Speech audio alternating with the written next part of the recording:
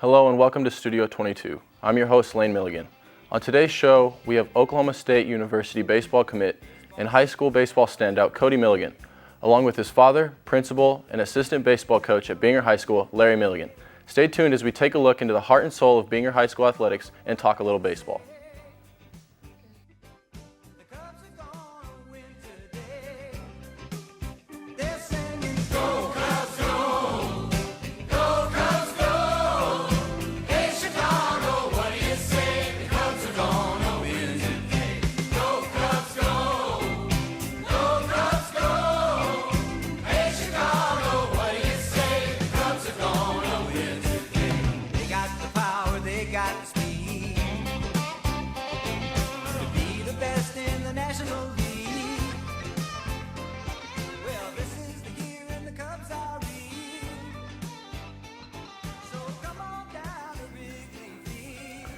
Welcome back. Today we are here with Cody Milligan and Larry Milligan. And today we're going to talk a little bit about baseball. And what a better way to start than talk about Game 7 of the World Series. Guys, thank you for joining me today. What were your opinions on how the game was played from an Indians point of view and also from the Cubs? Well, first of all, thanks for having us, and privileged to be here on your show. Also, looking at Game 7, you know, the playoff baseball is the best baseball ever. I mean, every time you get to watch baseball of any sort, playoff baseball is the best type, and there were a lot of little bitty things that played the factor. The Cubs, 108 years of not having one, there were so many things behind them. We made a comment as we were watching it last night. It seemed like there were more Cubs fans in Cleveland last night than Cleveland fans. Yeah, I saw a stat that they posted that 80% of the tickets that were sold were outside of Cleveland, Ohio. Oh, so yeah, that's and they were going for anywhere from the price range of $2,000 to $23,000. One person I saw last night paid $46,000 for 2 tickets to the game last night. Yeah, I mean, I love baseball, but I don't think I love it that much. I don't think I have $46,000 to watch a game for. I'm kidding. Cody, what was your favorite part of the game last night? Well, I was a little bit disappointed in Baez's attempt to bunt, and then Dexter Fowler's kind of, jogging out of the box when he hit the ball up the middle, but I don't know. For some reason, I felt like I was kind of there with the Cubs when Ben Zobrist hit that ball down the line. I just kind of gave me chills and got me pretty excited for him. So, yeah, Ben Zobrist is a fun guy to watch. Definitely one of my favorite players. He's just an everyday guy. He always seems to come through in the clutch, and definitely surrounded with success. Being on the Royals team last year that won the World Series, and also being a part of the Cubs this year. Let's take a look into more of your personal lives. Binger High School has been pretty much a baseball factory over its history, producing athletes such as Johnny Bench, Reggie Willits, and now yourself, Cody. What do you think goes into that success at Binger High School? Well, practices, our workouts start at 1 and we don't get done until 6:30. We're there every day of the week, sometimes on Sunday. We're always practicing. We're always going 100%. There's not a time we're not going 100%, and I think that has a big part of it. One of the things that our Coach Smith, Randy Smith, tries to instill in our kids is very high intensity in practice. There's a lot of consequence for mistakes in practice. Therefore, when you are doing the state championships, state playoffs, we've had comments made to us. Roth High School, for example, has been the top-ranked team, or one of the top-ranked teams in the last 8 state tournaments, yet they've never won a state title because they always end up, they've been in the finals 4 or 5 times, but never won a state championship. One of the reasons for that issue is they tend to, what people say, choke or don't make the play when there's the routine play. One thing that we do is we make sure that every single ball hit is just like practice, because we do so much high intensity in practice and so much work in practice that when it's state championship, district championship, game 1 of the season, they're all the same. Absolutely. And also, would you say that the success it's kind of followed you throughout your career? I mean, you've won 10 state titles as a coach and been a part of almost 500 victories. What is it like to have players like Cody and Legend Smith and also your other sons, Tyler and myself? What is it like to coach those guys? I've been very, very fortunate. I've had great athletes. I've had guys that have been able to go on and play baseball either in college or and get their education paid for, and a lot of guys played in professional. Brad Lidge, Darnell McDonald, players such as that. So before we start talking about how great a coach I am, it's really I've been blessed with unbelievable players, and one of the biggest things is having the privilege of coaching my 3 sons, yourself, Tyler, and then now Cody, and all 3 being at different high schools and all 3 winning state titles. I've been very, very blessed. I mean, winning 10 state titles is nothing compared to the 3 getting to be a part of with you guys. Cody, what's it like being able to play for your dad?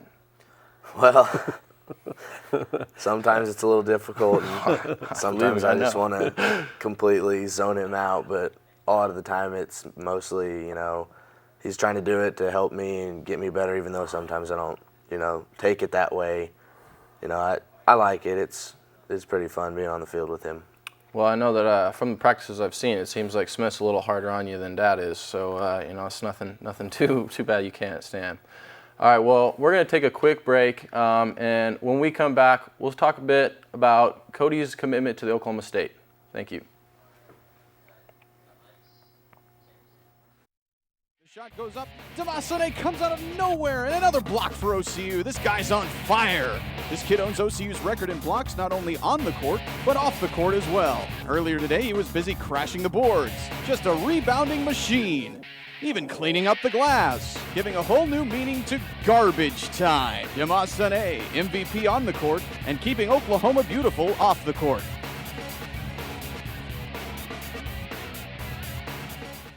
Hey, Oklahoma. Do your part and help. Keep Oklahoma beautiful. This is our land. This is our pride.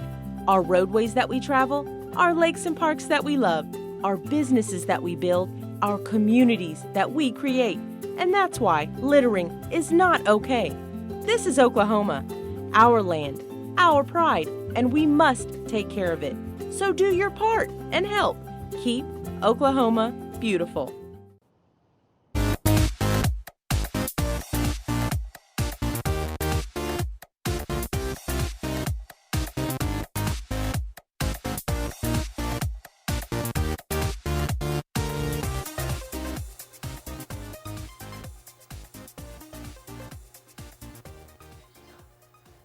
Welcome back. And as I said before the break, we're going to take a look into Cody's commitment to Oklahoma State University.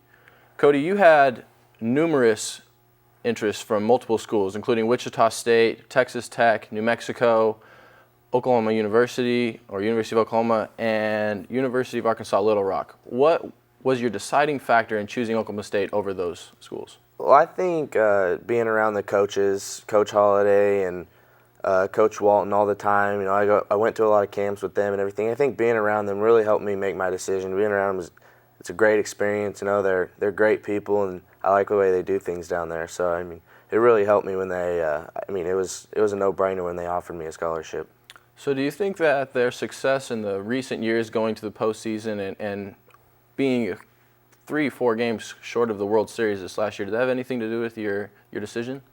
Well, I'd like to think no, because I was leaning towards them before any of that had happened, but it definitely boosted it, and it made me feel better about myself after seeing that and then getting the scholarship later on. It made me feel pretty good that I could possibly be on a team like that. Well, it's very awesome, and I bet you feel very honored to have that opportunity. What do you think has been your key to success throughout high school, and what has gotten you to this point in your career? Well, I think hard work. I'm always at the field, always working out, always trying to get better, trying to improve my game, and I think that's probably the biggest part of success. Batting practice late at night, going to the cages by myself, just stuff you do when nobody's around, I think is probably the biggest part of my success. And I think that's a key part of being a leader for anybody is doing that behind the scenes work. And I've definitely been there with you in the cages late at night and seen all the extra hard work that you put in, and I definitely think that attributes to most of your success. Larry, what is it like to watch Cody develop into the young man that he has become since his freshman year at Wagner and to now going on to his final spring season at Beamer High School? I think one of the biggest things with him, watching him develop, because having Tyler, having older brothers that pushed him, having older brothers that picked on him, having older brothers that threw him around the house and threw baseballs at him, not to him, and things like that. I think it made him a better player. And I've told, when people ask me comparing him to you and to Tyler, it's always been one of the comments I've always made is he's got a better advantage of being a better player and being a better athlete simply because of what you guys have put him through. Okay, well, guys, we're going to take a quick break, and when we come back, we're going to take a look into the fundamentals that Cody practices day in and day out to become the hitter that he has become.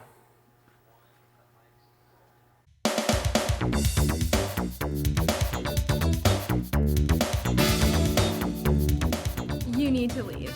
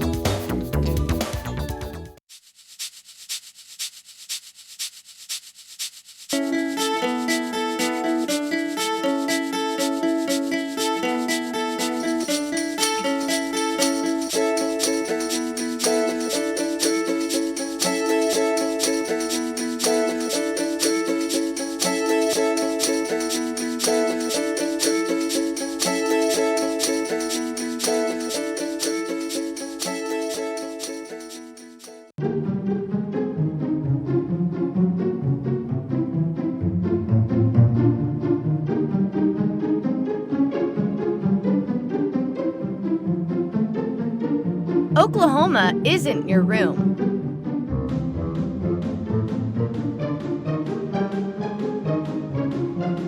So don't trash it.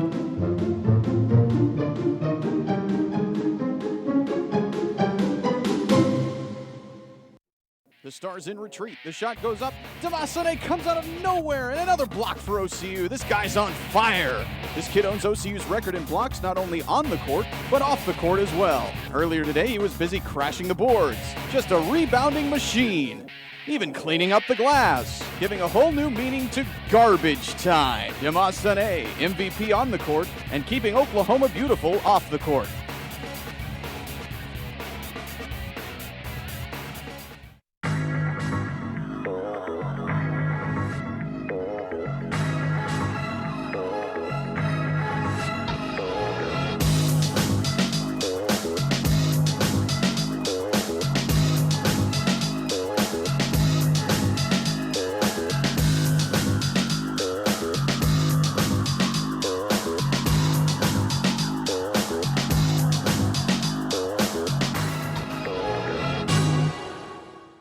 Some people don't think it's easy to be green. Audrey does it every day. Turn off appliances when they're not being used. Shut off the lights when you leave a room. Always recycle paper. Recycle plastic, too. Today, Audrey did her part in helping OCU conserve. It's that easy. Have you done the same? Visit okcu.edu/bluegoesgreen for more information.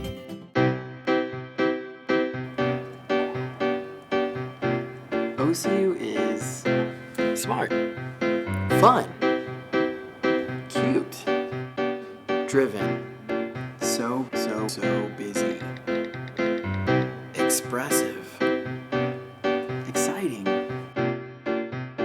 But you know this, you go here. OCU is my school.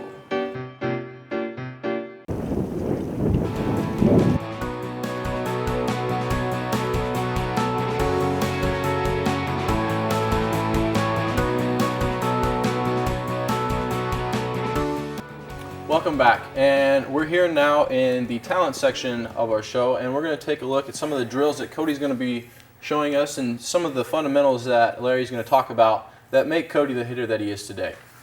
Guys, go ahead, Larry. Tell me what is this drill that we're going to start with? We're going to start off with a soft toss drill. And in our soft toss drill, what I do is I get Cody set, and I just bring the ball back, and it's a straight as a pitching motion, and that's his rhythm. That gives his rhythm and timing right there, because hitting is mostly timing. Now, what I will do is I'll demonstrate with a couple of balls just to show you right away, and it gets his timing down. Now, a normal hitter will cheat. They will get the rhythm of me throwing, just kind of like last night in the World Series when the guy, Raji Davis, hit the home run to tie the ball game. People are sitting there thinking, how in the world did he hit 100 miles an hour pitch that far? He got rhythm. He figured out the rhythm because he threw 7 straight fastballs. After you throw 7 straight fastballs, an average hitter can hit it if you get the rhythm and timing down. So what I will do with Cody, and it drives him crazy, is I'll throw him a few soft toss balls, and then I'll fake one and act like I'm going to throw it to make sure his hands aren't going and drifting away from him, and he's staying locked and loaded and staying stacked with his backside and his backside, and it doesn't drift to his front side. So I'll throw you a few, Cody. You ready? So all we look for on his hands is I take the ball back and I get his good knee lift, which is good rhythm, and I'm going to take the ball back, let him go right through with it, and he goes right through the ball every single time. Now, what I will do, as you see there, is we hit a few balls that way. As he gets set, every once in a while I will take it back, and when we do it in a cage and we've got rhythm of about 40 pitches at once, I'll bring him a lot faster than that. I'll get him going pretty quick, like a good fastball right at him where he's got to get his hands going, he's got to get him ready, and then I'll flip a fake one to him, which makes his hands make sure he stays loaded and locked and doesn't get going too fast. Every once in a while, just to give him an off-speed look. What I was doing to him right now was a straight, firm pitch right to his front side where he can get his hands going. Every once in a while, I'll start back like that, and then I'll flip the ball in the air like this, which will be more of an off-speed pitch, breaking ball rhythm, and that way he gets used to staying back. His body may start to drift forward a little bit, but his hands will stay back and get his hands to take the breaking ball the other way. So what do you think is the benefit to using that drill and using the change of pace and changing his timing and his rhythm throughout this drill? Do you think that attributes to his ability to hit the off-speed pitch the other way late in games, or? One of the best things it does is as Cody gets ready to hit, as his body starts, his knee lift comes up, and as it comes back down, and you see his body start to move forward, his hands have to stay back. His hands can't cheat forward. If his hands start to come here and start to cheat forward with his front side, that's when the guys will throw this. You see a guy that walks up there and you throw a fastball down the middle and he hits it 500 feet because it's right here. The next pitch they're going to throw you something down, something away. If you watch the Indians, very, very effective in the 3 Indians wins in the World Series. Chad Shaw threw the breaking ball away. It was a breaking ball right at the heart of the plate, and it broke outside, and the Cubs couldn't stay off of it. You and I talked during the World Series about why the Indians were winning. Why the Indians had a 3-1 lead in the first place was simply because the youth of the Cubs hitters weren't disciplined enough to stay off of that pitch, stay off of the balls. They swung at 83% of Kluber's pitches out of the strike zone. And if you swing at 83 pitches, or 83% of pitches out of the strike zone, you're not going to be a very good hitting team, and you're going to be down 3-1. How do you get up and win a World Series after 108 years? You figure out that I stay off of pitches that are not in the strike zone. And my drills that I work on with him all the time, same ones I worked on with you when you were younger and with Tyler, is pitches that are I'll throw him a lot of balls in the strike zone, and then I'll throw him balls out of the strike zone and try to teach him to stay off of those pitches. One thing about him is, being one of our better players on our team, we bat him in the leadoff, not because he's fast, not because but he's our best hitter. We want to get him on base. We want to give him a chance to hit. And always, the way, if you do look in baseball circles, the most at-bats that you have in a game or in a season, you look at the guys who have the most at-bats in a season or most plate appearances, they're your first 3 hitters, 1, 2, or 3. So we want to make sure he's up there as many times as we can get him up to the plate during a game.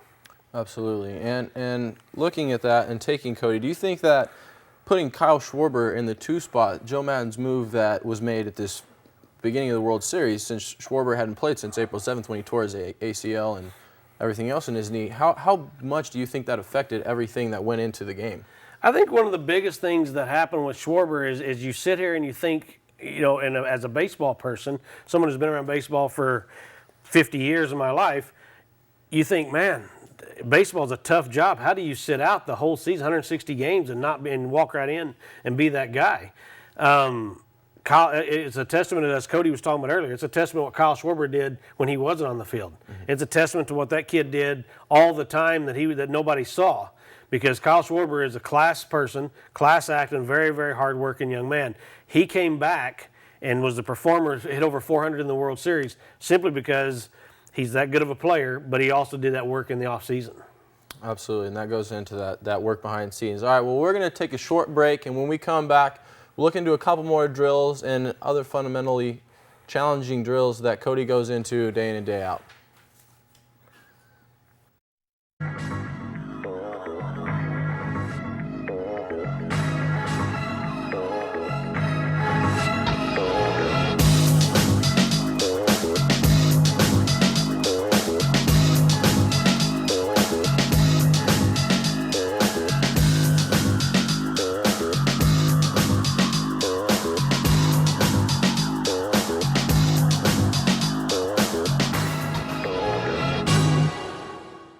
Some people don't think it's easy to be green.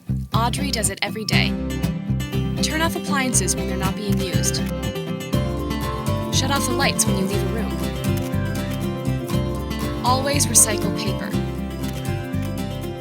Recycle plastic, too. Today, Audrey did her part in helping OCU conserve. It's that easy. Have you done the same? Visit okcu.edu/bluegoesgreen for more information. Hey, Oklahoma, do your part and help. Keep Oklahoma beautiful. This is our land. This is our pride. Our roadways that we travel, our lakes and parks that we love, our businesses that we build, our communities that we create. And that's why littering is not okay. This is Oklahoma, our land, our pride, and we must take care of it. So do your part and help. Keep Oklahoma beautiful.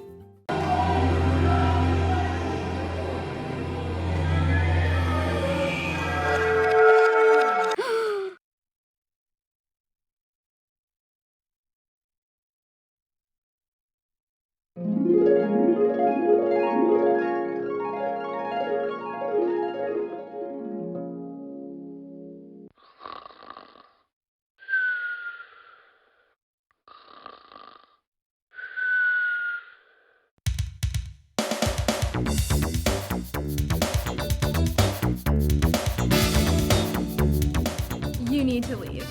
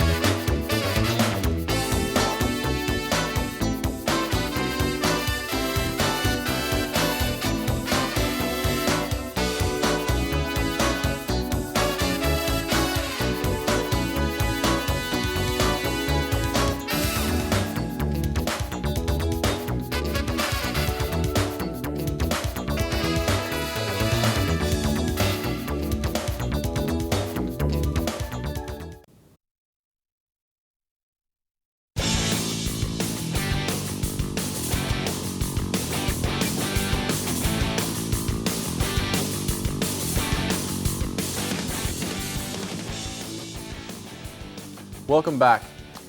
As we just witnessed in our last segment, we took a look into some of the rhythm and timing drills that Cody does day in to keep the good rhythm and timing to hit pitchers that throw in the upwards of 90 miles an hour.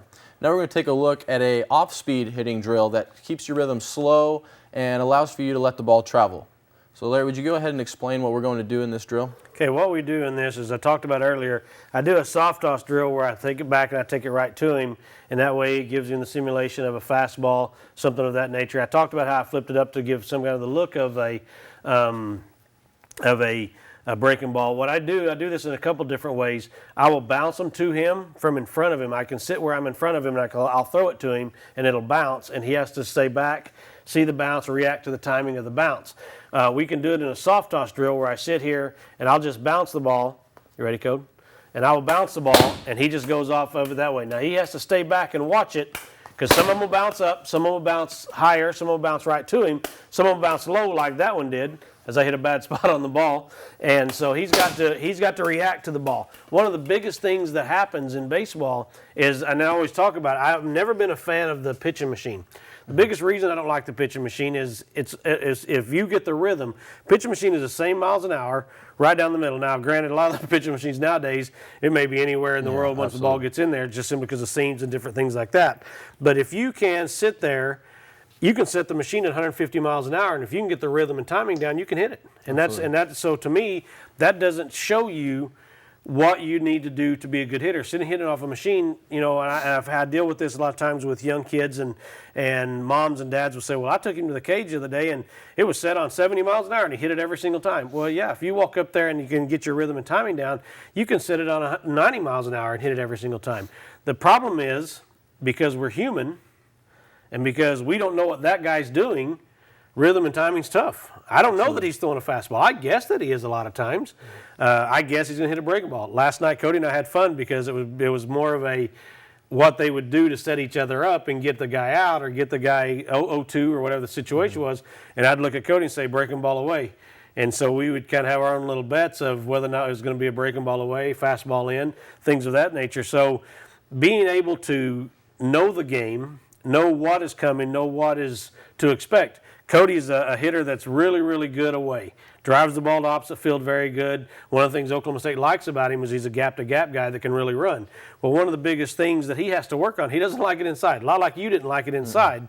A ball on the inner part of the plate, even though that's the ball that most people hit 700 feet, you guys tend to not like that because you like to drive the ball away. One of the biggest things that we work on a lot is we try to set him up. He'll walk into the batting cage and he'll get his feet set right where he wants to, where he's driving the ball right up down the middle, and then he'll take a step forward where now that pitch that's right down the middle is now on the inside part of the plate. So not just, the consistency of knowing it's going to be there, but also be able to hit that pitch that I don't like and know it's going to be inside right on me. I've got to get my hands going. I've got to get my hands inside of it and drive the ball the other way. One of the things that we talked about in the World Series games last night, and not just yesterday, because as you did and probably most of your teammates, we watched all 7 games from start to finish, and seeing the adjustments made at the plate, seeing the adjustments made on the mound. We talked about the home run we talked about with Rajai Davis last night. Why do you not throw that guy a breaking ball? Why do you not throw him a slider after he fouls 7 balls off? And he doesn't, and now they went to go into extra innings, and we could have been talking about another 108 years if he doesn't, if they don't come through in the bottom of the inning. Absolutely, and I know that nowadays we like to talk about that call it dancing with the pitcher, trying to figure out what he's going to be, trying to be one step ahead of him, and like Coach Mark Johnson used to say, my high school coach, hitting is all rhythm and timing, and pitching is breaking up rhythm and timing.